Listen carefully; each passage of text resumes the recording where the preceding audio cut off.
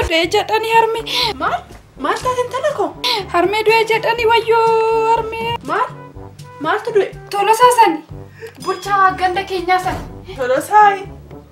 Wayyo harme.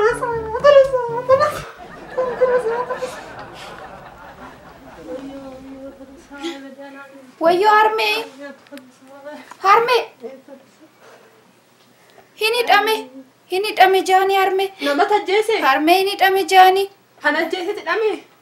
Maal jetti harmeen immoo? Nama tajjeese? Isatu hidhame malee Tolosaatu hidhame jedhani kunoo. Hidhame jechaa jirani beer. Harmee ilaali kunoo Feesbuukiitu jedhee beer. Feesbuukiin immoo eenyudha inni? Harmeen immoo. Duree jaani ammoo hidhame jaani.